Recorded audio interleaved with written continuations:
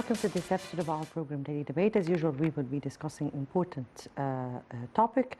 Tonight we'll be focusing on the new global financing pact, which is being held in Paris. The French president has called for this pact in order to see a pact for or a new financing system for developing and less developing countries, and the challenges meeting them from all sides, particularly the economic sides, and in light of the crises that are confronting those countries who are very much affected by them more than any other countries. President Abdel Fattah al-Sisi attended this and participated in this important conference taking place in Paris, where he laid the Egyptian vision towards sustainable development, growth, green growth and the sustainable development, as well as Egypt's vision towards a new economic system which would respond to developing and less developing countries. We'll be focusing on that in our episode tonight. Before we delve into our discussion, let's first have a quick look on the top stories of the day. And President Abdel Fattah al-Sisi met with his French counterpart Emmanuel Macron on a lunch banquet the French president has held on President Sisi's honor at the Élysée Palace in Paris on Thursday. Presidential spokesman, Councillor Ahmed Fahmy, said that President Macron welcomed President Sisi and expressed his country's appreciation for Egypt. Macron also expressed appreciation for the deep relations binding Egypt and France, especially on the economic level.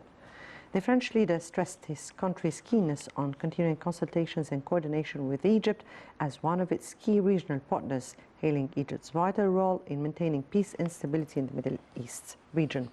On his part, President Sisi hailed the remarkable growth in bilateral relations between Egypt and France at all levels, stressing his keenness on continuing political coordination and exchanging views with France in various international and regional issues of mutual concern. The meeting tackles means of boosting bilateral relations as well as regional and international issues of mutual concern, including, or on top of them, Russian-Ukraine crisis and its impact on the food and energy world markets and supply chains.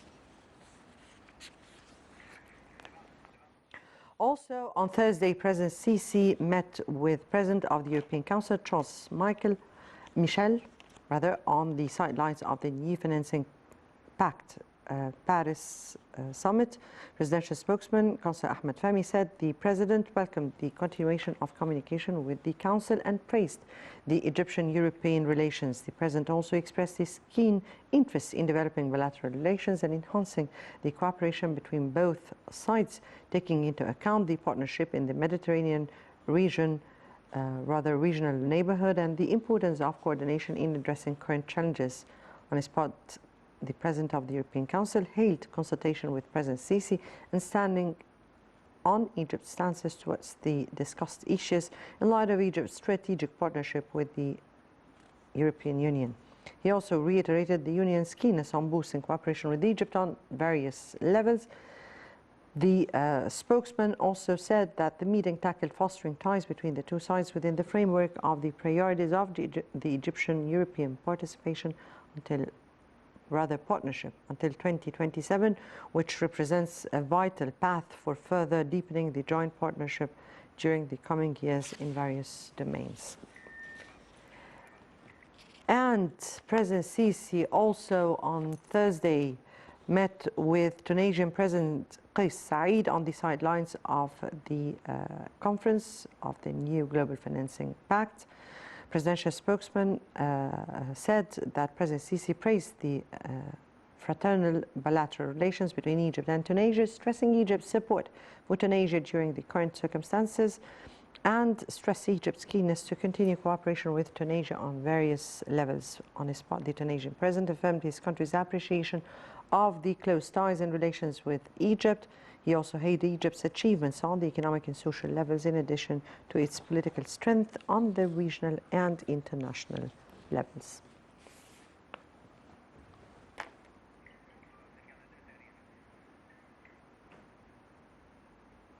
Right, welcome back. And before we start with our discussion, let's first have this quick report on President Sisi in Paris for new Global Financing Pact Summit. Let's watch.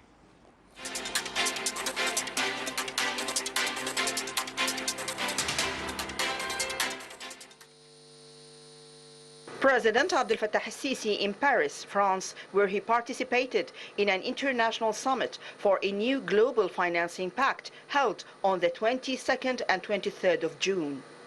Presidential spokesman Councillor Ahmed Fahmy said the president's participation in the summit is upon the invitation of French President Emmanuel Macron in light of the close and growing strategic relations between Egypt and France, and Egypt's active role at the level of emerging economies in general, which contributes to strengthening international initiatives aimed at supporting developing and least developed countries and facilitating their access to the necessary liquidity to face the economic repercussions of many successive global challenges, especially climate change, the coronavirus pandemic, the Russian-Ukrainian crisis, and the subsequent energy, food, and supply chains crisis. This summit aims to strengthen international cooperation, to formulate the appropriate mechanisms to provide the necessary financing to achieve sustainable development in those countries. President el-Sisi focused during the summit on various issues of concern to developing countries, mainly the importance of strengthening international efforts to facilitate access to the required financial flows in light of the challenges these countries suffer from as a result of the mounting global crisis, in addition to emphasizing the need to providing them with effective support in their endeavor to achieve the Sustainable Development Goals 2030, including the commitment of developed countries to their pledges within the framework of the Paris Agreement on climate change. He also shed light on the access of the Egyptian presidency of the World Climate Summit COP27 in Sharm el-Sheikh and the main achievements in this regard, as well as reviewing the Egyptian national experience in addressing climate change and expanding the use of renewable energy. The summit will take place on the 22nd and 23rd of June, as per the desire of the French President Emmanuel Macron, originally expressed following Egypt's hosting of the 27th session of the UN Climate Change Conference, COP27, on the 22nd of November. It is organized by France, Barbados, and India to set the foundations for a new global financing architecture to address climate change, biodiversity crisis, and development challenges. The summit also aims to extend beyond the Bretton Woods financial system. The French president said that it is meant to build a new consensus to tackle poverty, curb planet heating emissions, and protect nature. This summit also aims to restore fiscal space to countries facing short-term difficulties, particularly the most indebted countries, and promote private sector development in low-income countries. Finally, it focused on encouraging investment in green infrastructure for the energy transition in emerging and developing countries and mobilizing innovative financing for countries vulnerable to climate change.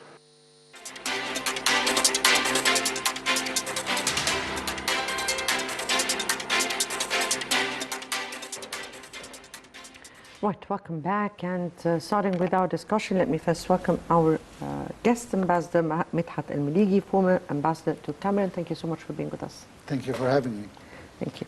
And we start with the new Global Financing Pact and the main focuses of such a summit and its goals, and definitely the timing of such a summit. Well, it's quite obvious that during the last few years there have been growing criticism to the role of the financial institutions worldwide.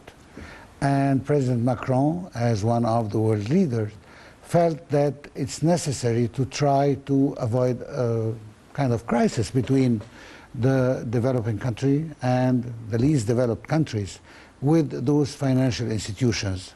That's why I think he invited most of the world leaders to come and discuss maybe a new policy, how we can approach this, how can we secure liquidity for many countries that are either in debt or they need to develop themselves, and in order to do so they need financing, which is the main problem. I think our president even mentioned this as one of the major hurdles that we are facing in the underdeveloping countries and least developed countries to secure finances to achieve their plans and their goals.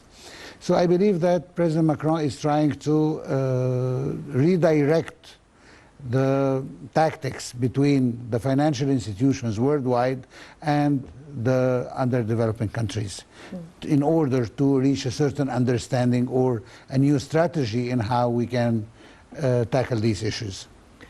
When we definitely on the sidelines of the pact, there were several sessions. One of those was this round table the president attended on the green growth and sustainable development. And the president gave several statements regarding the green growth and the sustainable development and responses to the green economy and the climate change. Well, it's very important that you brought this subject up, because actually the president did not just play along with maybe the European vision of the link between the green growth and the sustainable development. As we heard today, the president, he mentioned that although those two factors are very important, but they are not linked to one another. And in order to do so, you have to take Egypt as an example. We are trying to develop our country, we are trying to grow in economy, but when it comes to green economy, although we have the basics, but we need more finance to do so. And that's maybe the main target, because actually there is another issue which is very important. Egypt, when it talks, it doesn't talk just on behalf of itself.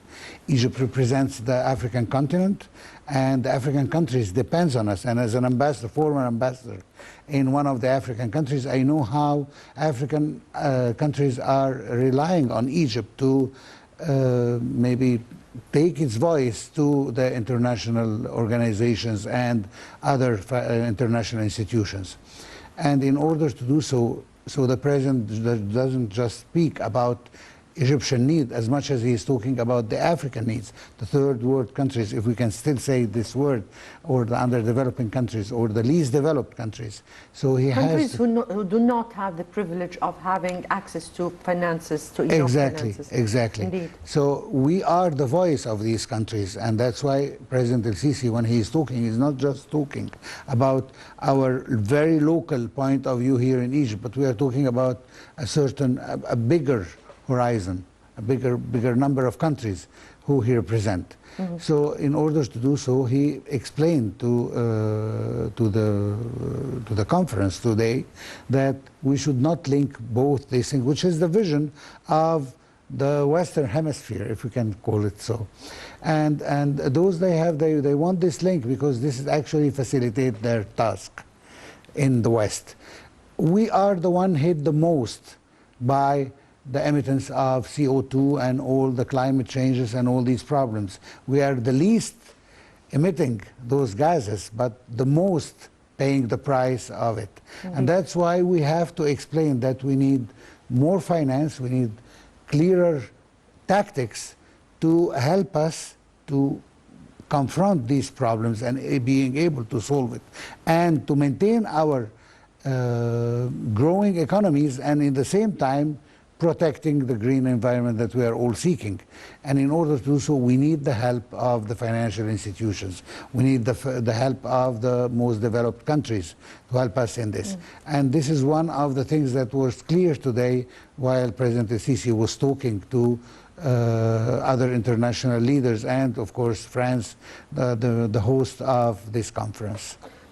The president here laid down Egypt's vision of or programs and plans in Egypt of how he accelerated with the sustainable development path, along with trying to go green. And here he spoke about several initiatives that and this reform program that he went through. But he also spoke about international initiatives. One of them was NOAFI, that was initiated or announced during the COP27. How do you view that, and how do you view Egypt's vision towards what the continent and definitely the region is passing by, and in light of the critical crises or global crises? Well, of course, this is one of the major crises that the third world or the underdeveloped countries are facing. But I want just to make sure that everybody understands that when we are talking about this issue in particular, the President wants to say and wants to make it clear for everybody that in order to achieve the green goals that the developed countries are asking us to do, we cannot sacrifice our needs to develop our countries and to grow. And I think this was quite clear in what he mentioned, that in order to do so, we need finance. Finance is the major player. And of course, we all know that we have an ambitious president, a president who wants to see Egypt among its leagues, among its peers, as a developed country, very soon to be. So in order to do so, we have to respect the environment. I think that hosting the COP27 was a major, I mean, with all the cost, with everything that we sacrificed in order to host this continent, to this conference, we were trying to show the world that we are really involved in the climate change process and how we can reverse the problems caused by the climate change. Yeah. And at the same time, we are talking about Africa. I think that the last tour the President had just before this one was in Africa. Mm-hmm. So I think it's quite clear for all of us that the President is having two major interests in the green economy and in the same time closer relation with African countries and underdeveloped countries. So that's what gives Egypt the weight it has in such a conference. Mm-hmm. I mean, President Sisi chose to be present at this conference because he understands the weight that the world is giving to his country. I mean, many countries were represented by maybe ministers or prime ministers, but President Sisi chose to be there, him personally, to emphasize on the importance Egypt is according to this pact. The pact, let's not derive from the main issue of the pact. The pact is aiming to formulate a new way to deal with international monetary instances and organizations. And that's why the President was present there. We all know that Egypt is going through a crisis. Of course, it's not just related to any local behavior as much as it is coming out of many international crises that we don't have anything to do with it. Yes, I mean, if we are talking about the climate change, if we are talking about the COVID, if we are talking about the last thing, which is the Russian-Ukrainian war, all these things led to the point that Egypt is suffering maybe more than others because of those many crises that is affecting it in strongly and attacking its economy. Great. Before we move on with our discussion, let me here take the present participation in the summit. And President Sisi says green growth and sustainable development not mutually exclusive. Let's watch.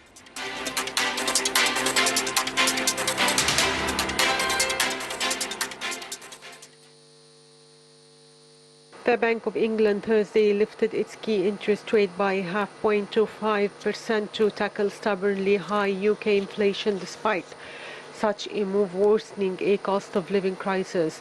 Though the consensus among analysts is that the central bank will raise its main interest rate by 0.25 percentage point, hitting a new 15-year high of 4.75%. There are concerns, certainly among borrowers, that it may opt for a bigger half-point increase. That larger hike would be particularly painful for people with loans, especially 1.4 million or so households in the UK that will have to refinance their mortgages over the rest of the year. Central banks around the world, from the US Federal Reserve to European Central Bank, have been rapidly raising interest rates to bring down inflation, first stoked by supply chain backups tied to the rebound from the pandemic and then Russia's invasion of Ukraine. Turkish Central Bank also was expected to raise rates Thursday in what could signal turnout from unusual economic policies. For the Bank of England, there had been hopes that it could take a pause in its rate hiking cycle if inflation showed clear signs of slowing. Rate hikes take time to work, but recent economic figures suggest that high inflation has not fallen as hoped and become embedded in the economy through higher wages and the prices people pay for services such as eating out or going to the movies.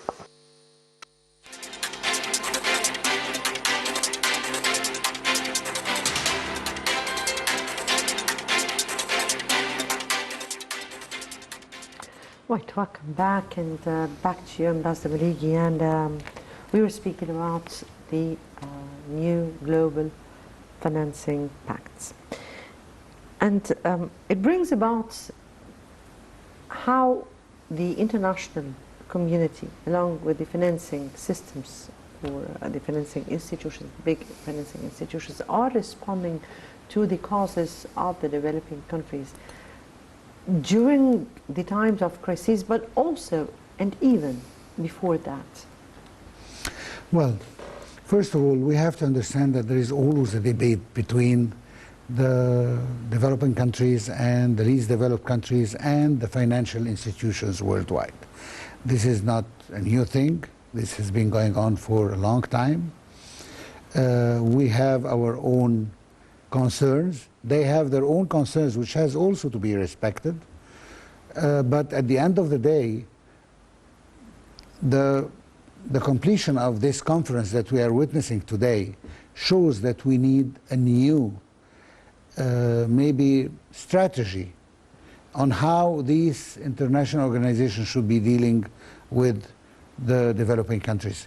We have to say that through the history, we've seen that they do not take into consideration the specificity of each country and its developing tactics and developing programs. And it has like just one formula that applies everywhere. And it does not work the same way everywhere.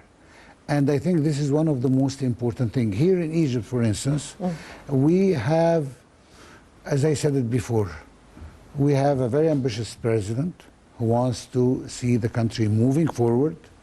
We are achieving a good growth and a good GDP that is growing year after year. But in order to do so, we need financing.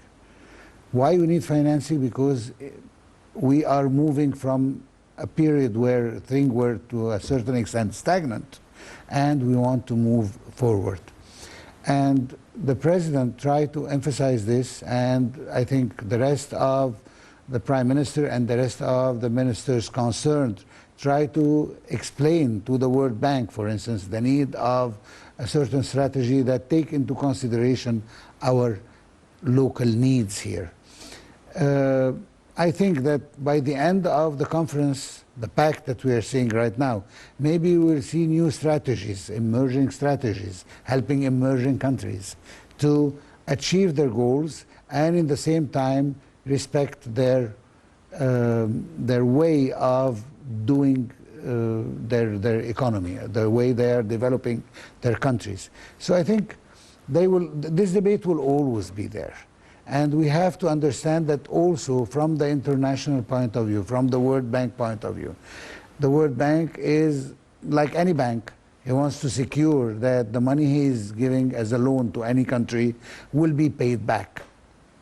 So he is giving his vision on how the best economy economic policies that you could adopt in order to be able to pay back the money that you owe me. But in fact, are they aware of the circumstances of each country, and so they can really apply all those theories that are, I mean here, every country has its own specifications, and there are theories, but they are not, they could not be applied on each country. And hence came this issue of their interference into countries where they are not very much aware with all its tools and mechanisms and resources, and if there would be other resources coming up, or I mean, how do you view that? It's complicated, but yes, let me tell very you. Much complicated. But let me indeed. tell you one thing. I mean, we have to understand, and I think everybody understands this. But let's make it clear one more time. Those organizations, I mean, their budget, their money, come from the shares of each country. So mainly the shares come from developed countries. And those developed countries, they have their own agenda. And the bank is trying in a certain way to apply this agenda. Here comes our role to explain that this will not achieve the goal you are looking for. And I have my own plan to achieve this, and in the same time to enable me to pay back the money you lent me. And lessen the burden on people at the Exactly. same time. Because we have to respect the social burden and the economic burden on the regular person in the street. He has to feel that we are standing next to him. We cannot just keep putting pressure on him, because at the end this is not in nobody's interest if we reach that point. So let's try to understand that it's our role to come up with good strategies that will convince the World Bank and convince the International Monetary Fund and all the other international money institutions that we can pay back what we owe them in our pace, and in the same time using our own strategies, because we are well aware of how to run our economy better than anyone else, I believe. And this is not just the case of Egypt, the case of many other countries. And we've seen before, I mean, I could take an example like the Brazilian example, for instance. The Brazilian did not listen to the World Bank. President Lula da Silva did not listen to the World Bank, and he had his own strategy, which paid off. Actually, he was right. So it is not a... So did Malaysia. So did Malaysia, Russia and exactly. China. Well, many countries. So the idea is that we, as Egyptians, we have to come up with a good strategy that would convince the World Bank that we can pay back our money, but using our own strategies. We know better than anyone else. Let me here return to the pact, and what, from your point of view, are the challenging, the developing worlds, particularly Africa and the region, and the less definitely developed countries are suffering from, and what or in which way do we need the contribution of the world financial institutions and definitely systems? I think there was no one clearer than President Sisi when he mentioned that money is the catalyst for any development that you want to do. All countries, African or non-Africans, they just want to develop their countries. This is a normal need. Yes. Like any human being need to grow, and countries need also to develop themselves. And money is the major player in order to do so. If we have the money, we'll be able to achieve our goals as we declared them, as we worked on them. So here is the point. The point is that you need to have money to achieve your goals. That's where the international institutions, the role of the international institutions come. So we need them. I mean, we cannot just do without them, at least for the time being. But in order to do so, we need to come up, as I said, with a good strategy that will convince. I mean, it's not a secret that there are many observers who think that Egypt is not capable of paying its debt. But this is not true. I mean, we have our resources, we have our plans, developing plans. We've seen so many projects recently, local and international. We've seen a foreign investment coming.